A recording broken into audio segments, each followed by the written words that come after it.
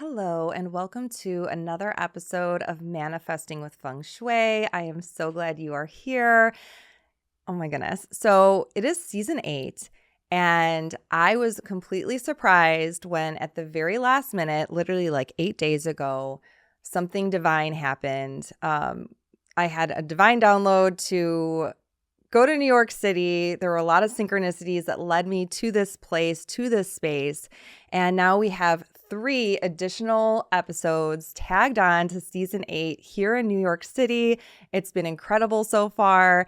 And today I am joined by a return guest, which is really cool. I am sitting here right now today with Saje Dyer. Sage, welcome to the show. Thank you. It's so good to be here. This really did come together so last minute, so I'm just glad it worked out. I know. Well, I have a feeling that there was probably a reason why we were meant to talk today, and it's really, really special. Saje Dyer wrote a book with her sister Serena, and they've actually been on the show to talk about it. It's called The Knowing, 11 Lessons to Understand the Quiet Urges of Your Soul. Fun fact, we are on the 11th floor. That's true. So that was divine. And you know, for people in my community, the listeners, the viewers right now, they know that I'm really big on angel numbers. I'm really big on signs. I've done plenty of episodes about them. I can link them here. The cover of this book has a picture of a white feather, which I know is also significant. It is, yeah. And for those of you who maybe don't know, Sage is the daughter of Dr. Wayne Dyer, who is a spiritual teacher. He was a spiritual guide for many. And I don't know if I told you this, Sage, the first time we talked, but when I was, so I'm 41 right now. Okay. When I was 21, I lived in the city, Chicago. Okay. I lived in Chicago, not this city. Yeah. And I was just kind of like, had graduated from college, was like looking to like find myself. And my mom had given me like the CDs to The Power of Intention. Okay. I don't know if you ever saw these. They're like green CDs. And I would listen to them in my car. And when I would commute, I started my career as a private school teacher on the southwest side of Chicago. Okay. And my commute was kind of long, so I would just listen to that book. And so ultimately, like, this is before I discovered Feng Shui, which Feng Shui ultimately, I think, unlocked my spirituality. And that's when I started believing in angels and all these different things and signs. But before any of that, that was like the earliest stages of me just like learning about the power of intention. And honestly, like Dr. Wayne Dyer, your father, was like one of my very first spiritual teachers. That's amazing. I love that. I actually just reread Power of Intention. I can tell you why when we get into the show, but yeah, well, go ahead. Why don't you just tell us? Let's go. Yeah, well, so one of my dad's wishes in his passing that he like put in writing was that he wanted us to carry on his legacy by creating a foundation with his, assets. So we did that. And what he wanted it to do good things, just very general good things. But then one of the specific things he asked for was that we work to get his life's works, like his books, his tapes, his lectures, into the hands of people who wouldn't otherwise be able to get them.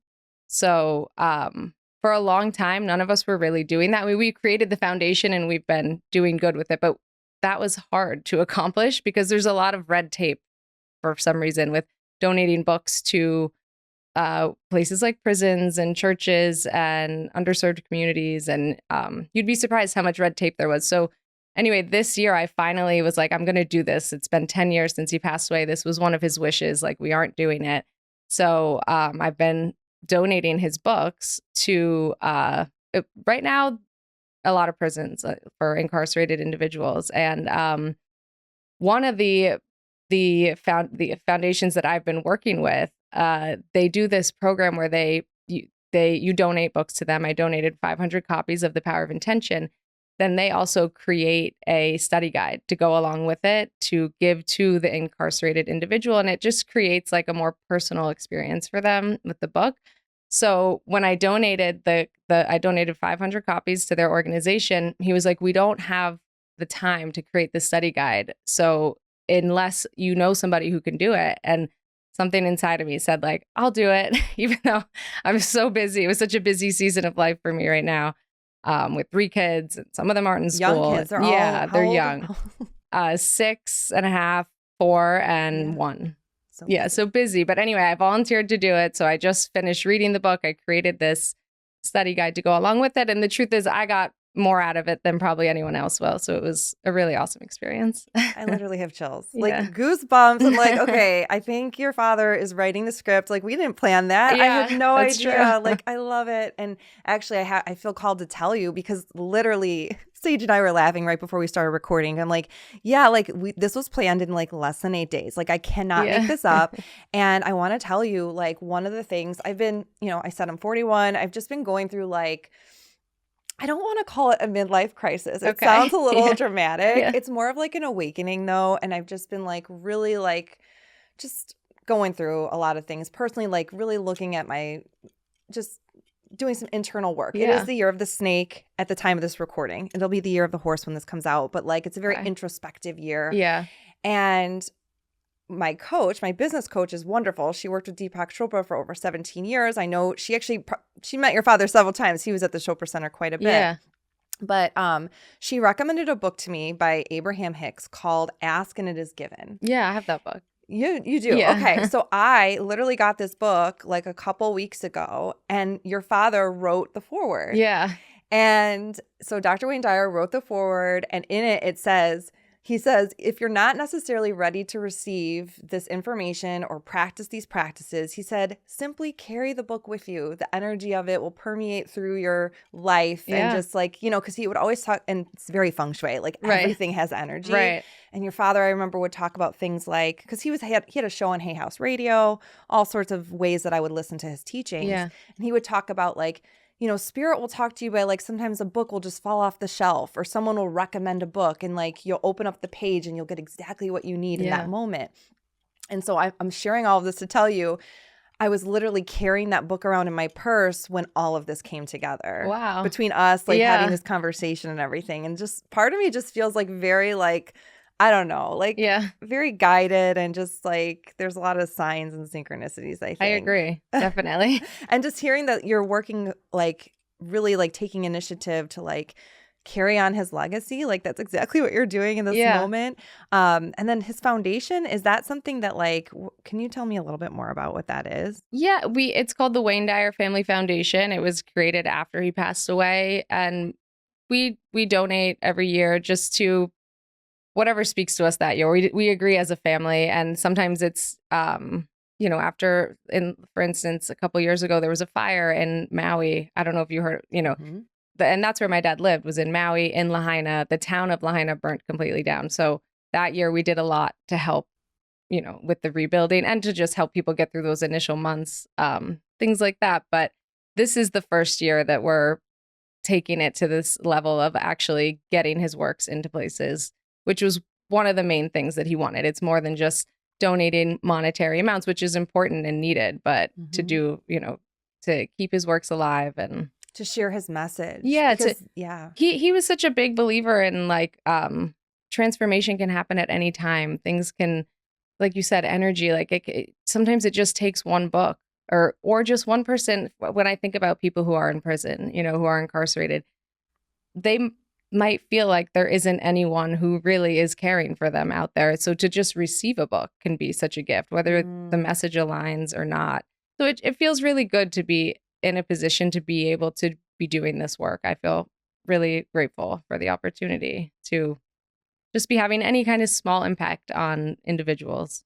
I love that so much. Well, it's so beautiful. So one of the things I wanted the listeners to know, and the viewers, if you're watching, because we are on YouTube now, is that like my intention, power of intention, my intention with this episode with Sage was to really just give you some practical inspiration in regards to how you can follow signs and trust and know that your loved ones are with you even after they have passed. Yeah.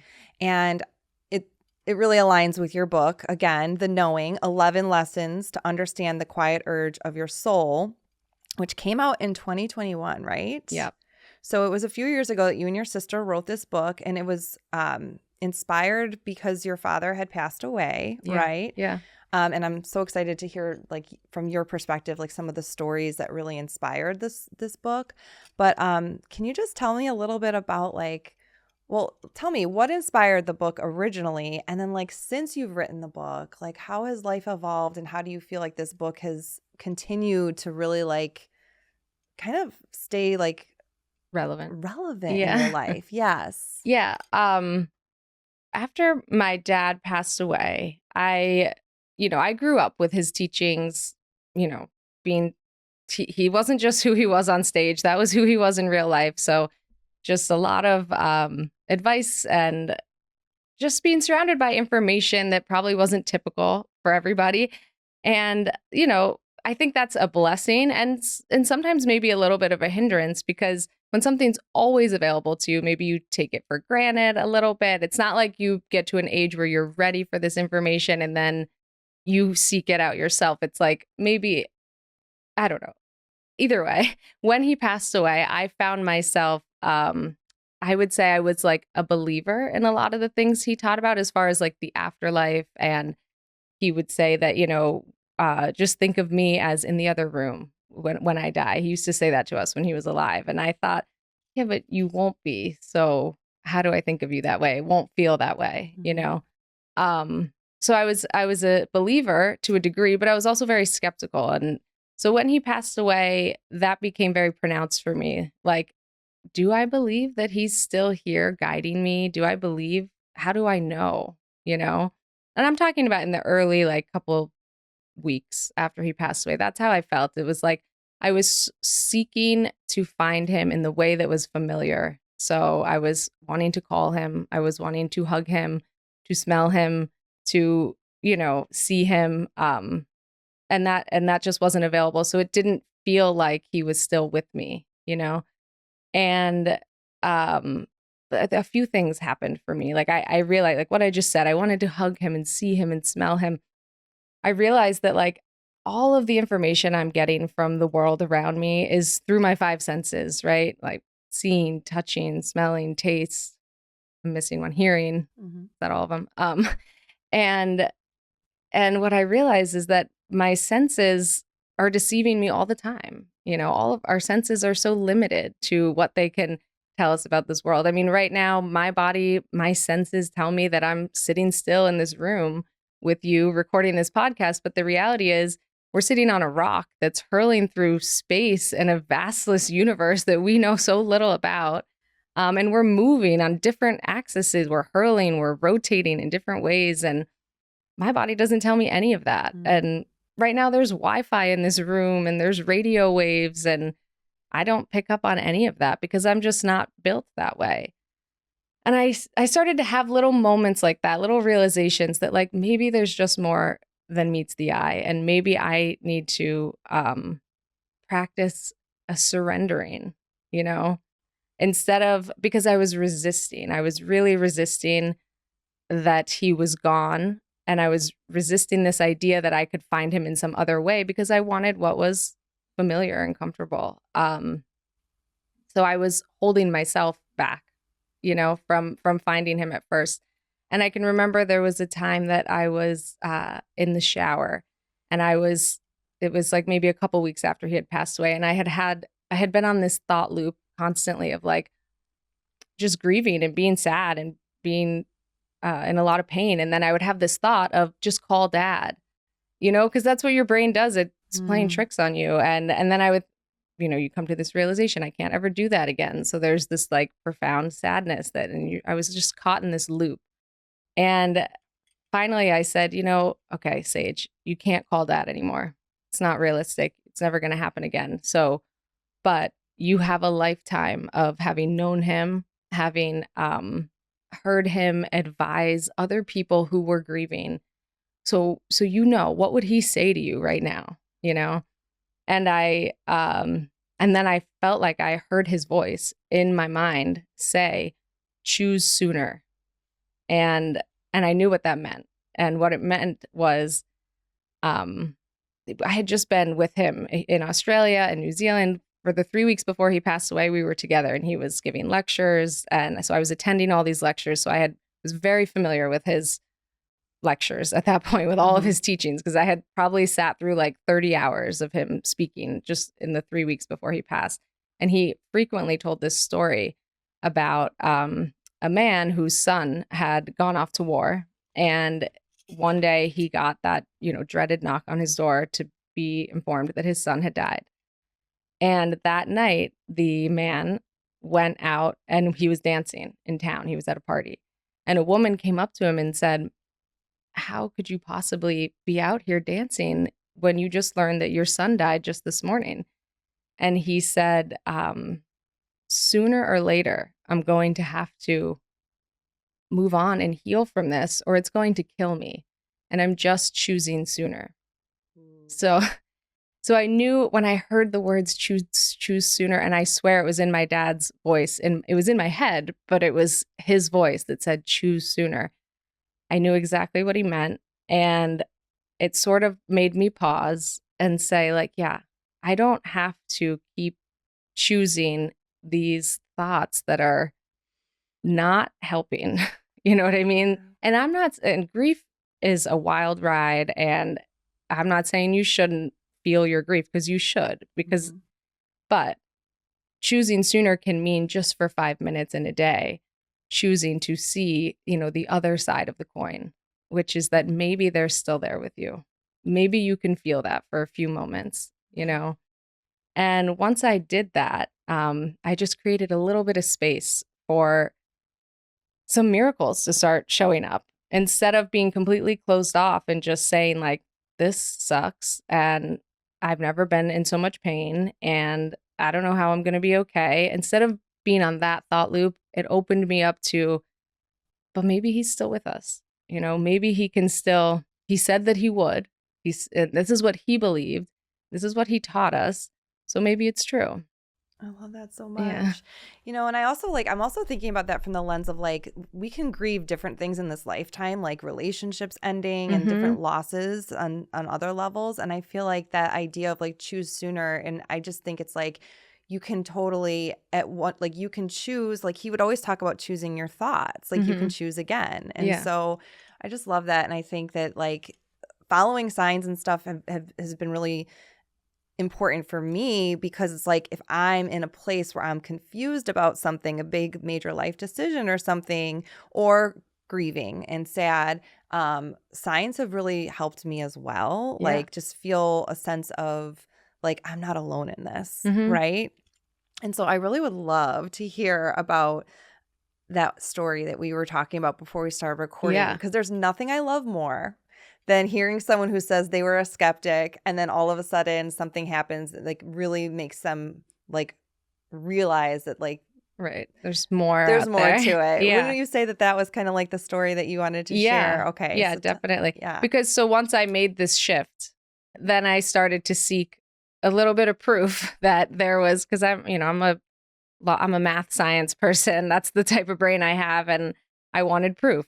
So I knew that before my dad passed away, like my whole life, he was really into numbers and synchronicity through numbers. And he had a whole thing with his social security number and my mom's social security number, and, like, the number 18, 1111. But the summer he passed away, he had set an intention to see the clock at 1111. And then it's just, so I was out there with him, and it was cool how it just started happening for all of us all the time without trying. And then, like, we would send it to each other if we would take a screenshot and send it, so that if one of us missed it and whatever. So it became a whole thing, but I always knew how into numbers he was. So after he died on August 30th, 2015. And I came to this place where I was, like, looking for signs and looking for some confirmation that there was some meaning behind his death, not that it was just random, because that's how it felt. Because it was unexpected. He died unexpectedly. And it felt random. And I thought, like, if this was divine, then he would have chosen a date to leave that was meaningful. I just had this feeling, and I wanted to, because I don't know that that's always true for everybody. It probably isn't. But with him, I felt like it would be true. So I started to look into this August 30th date. Did the numbers add up to anything? Did they have any significance that I could think of just numerically, but I couldn't find anything. And so anyway, I was on the lookout for what this date, August 30th, could have meant. And at the same time, I just had decided to read, it was one of his last books, I Can See Clearly Now, which was a memoir that he wrote, which interestingly, on a side note, when he was writing this memoir, he was in his early 70s, and we all said, why are you writing a memoir? Like you're going to have to write another one in 20 years, And I remember him saying, I'm just called to write it now. I don't know why.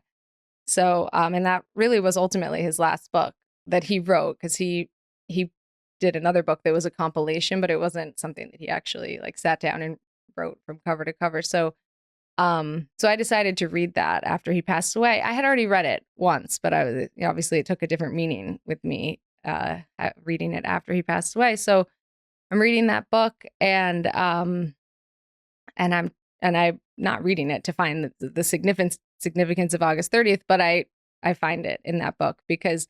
So to give a little background, my dad's father, he never met him. He abandoned their family when my dad was just born at the hospital. So my dad was the youngest of three boys.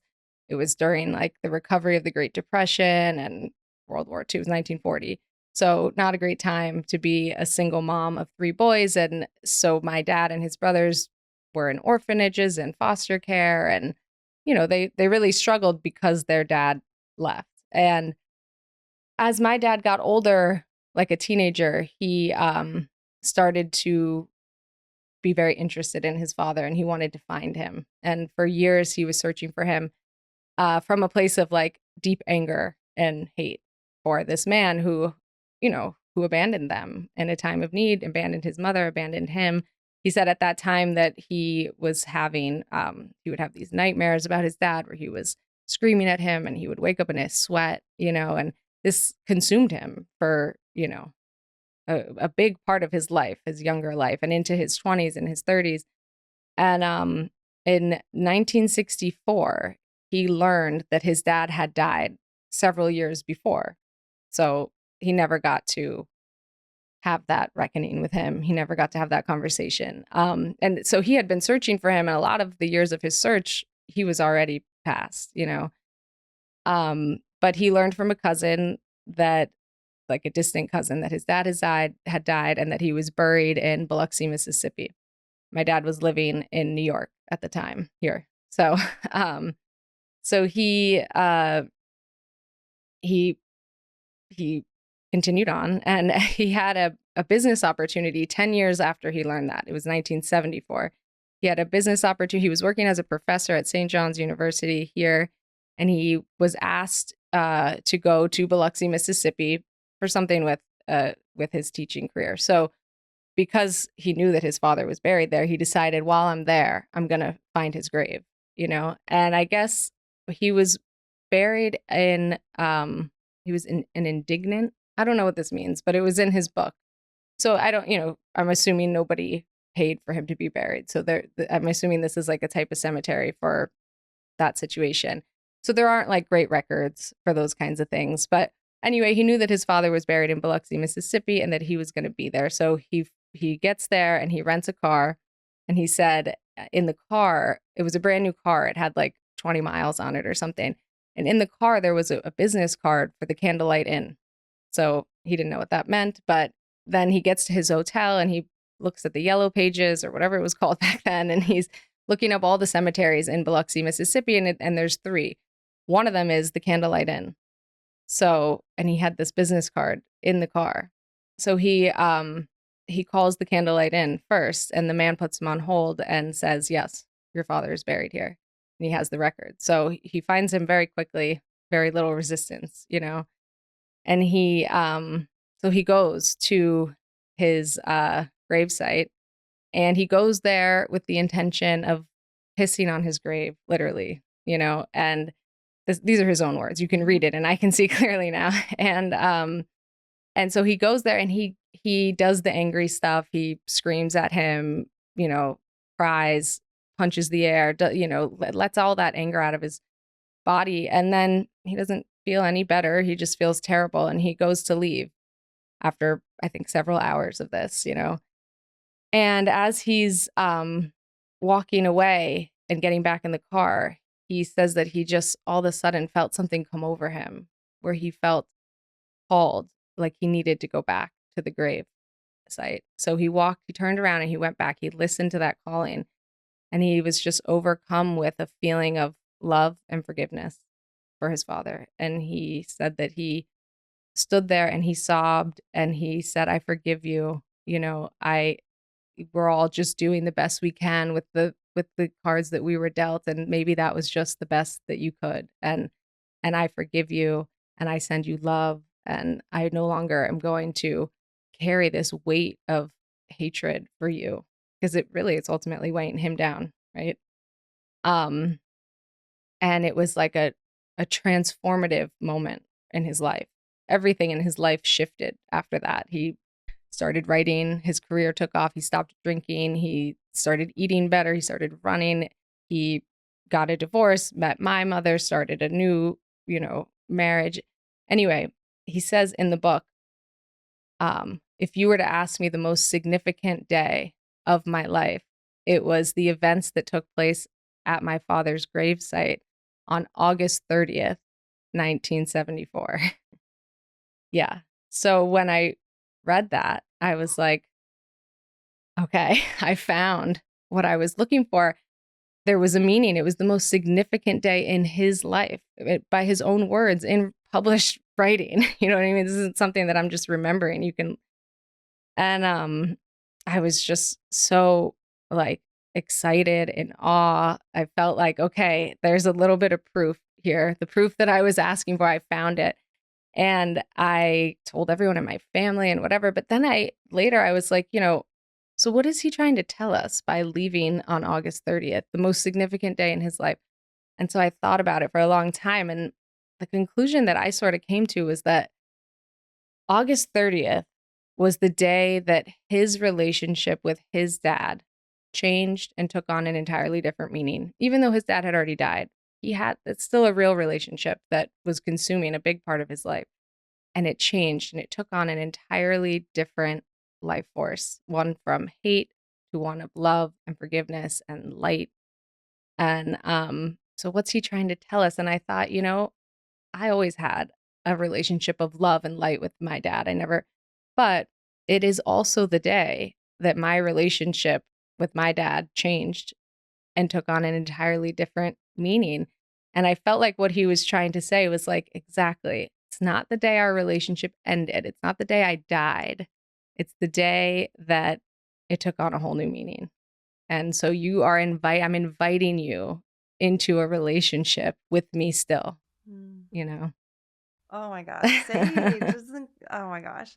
It's so weird because, like, I believe spirit can speak to you even through social media and things like that. And, like, I swear to you, like, Hay House posted a reel recently. You can look it up if you go to Hay House. They posted a reel of him on stage talking about the story about his father's grave recently. Right. No, he talked about it all the time, but Yeah. I never heard him say a Wow. date No, before. that is And you know so what? I think incredible. he looked up, he went back and figured out the date so he could write it accurately in his book.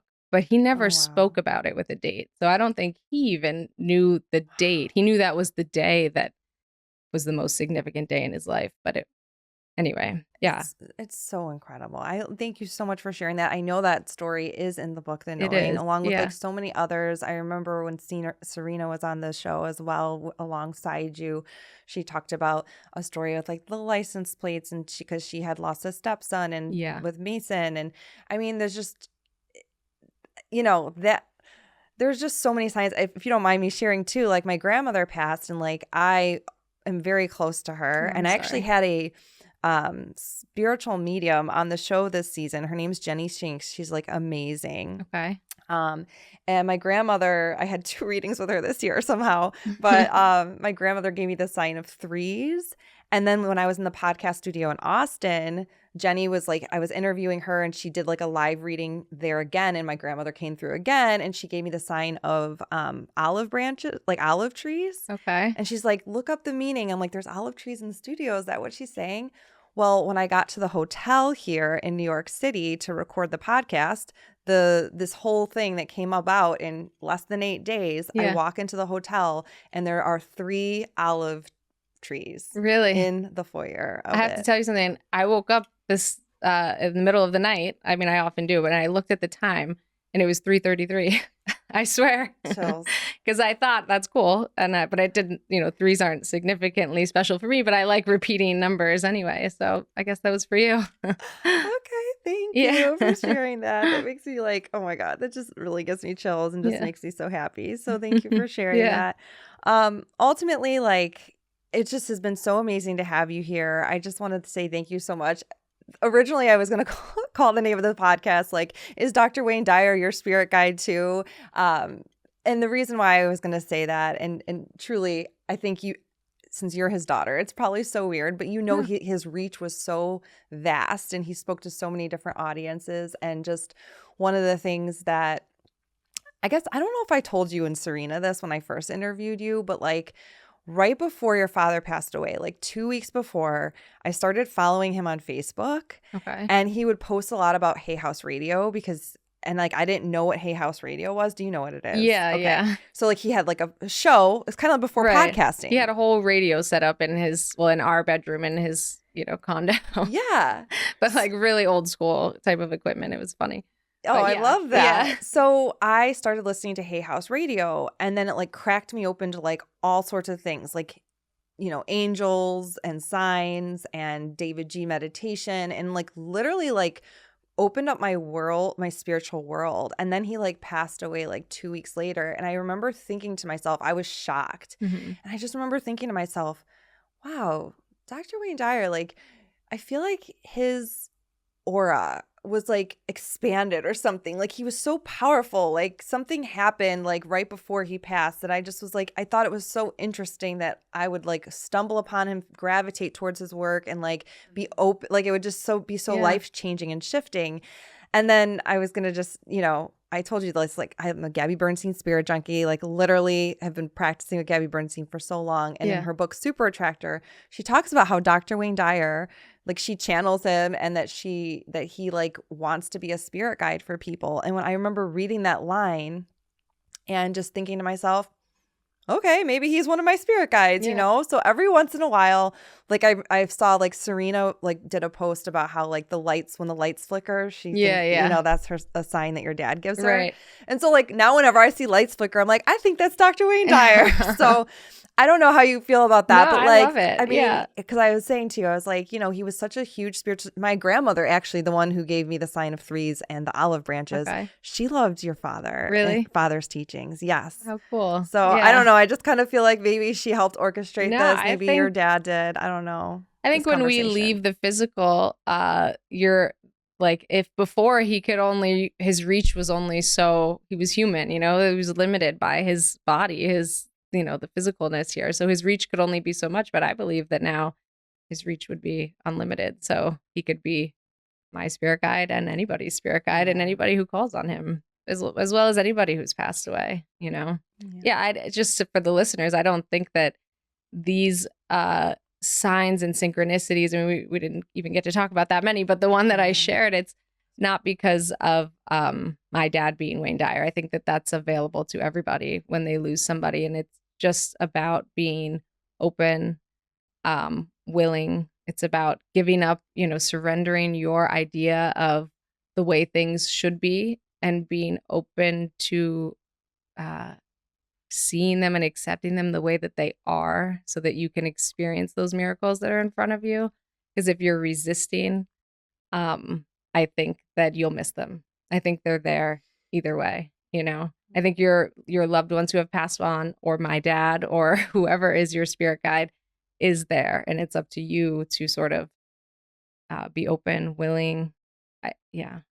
Real quick, I'll share one last thing. I remember one time driving in the car with my dad, and the song "I Hope You Dance," that song, by Leanne Womack, it came on the radio. And if you don't know the song, it's just full of a lot of like really beautiful and profound sort of cliche lines, and all of them are very true and poignant. But he said, I agree with every single line in this song except one. So let's listen to it and see if you can figure it out. I was like, okay. I was like maybe 18 or something at the time. And so we listened to the song. It says things like, I hope you never lose your sense of wonder. I hope you never fear those mountains in the distance, like things like that. But anyway, at the end of the song, I don't think that I got it correct. And he said, the one line I disagree with is when she says, I hope you never settle for the path of least resistance. And he said, because if there's resistance, you should look at that. You shouldn't just keep pushing because you're just going to create more resistance. So, and a lot of times the resistance might just be coming from within. It doesn't mean you're on the wrong path, but because our outer world is really just echoing our inner world. So if you're experiencing resistance to what you want or to what's available out there, you got to look at yourself. And so in this case, if you're resisting this idea that your loved one is gone from the physical, which I think is so common.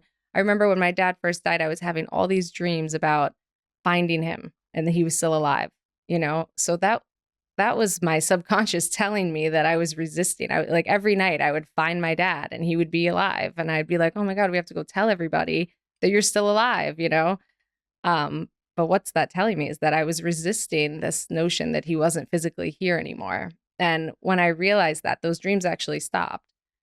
Yeah. And I think that, so if you're looking for your loved one, you're not finding them, maybe look at some of the resistance that you might be putting between you and them. Oh my gosh. Thank you so much. I think that was like the best story to end on. And I know for me personally, just that message just lands on so many different levels. Oh, thank you. So thank you. Sage, this was so much fun. Yeah. I don't know how it all came together, but it sure did. It and I think there was a reason. And I just want to let you know, I could just you are carrying on your father's legacy in such a beautiful way. The way you spoke today, the way you spoke of him, shared his stories. It was just you're teaching just like he would, and it was just such an honor to share this space with you today. So thank you for being here. Thank you for having me. I'm really glad it came together. Same here. All right, everyone. Well, thank you for joining us, and I will see you next time where I'll help you design the life you deserve. See you soon.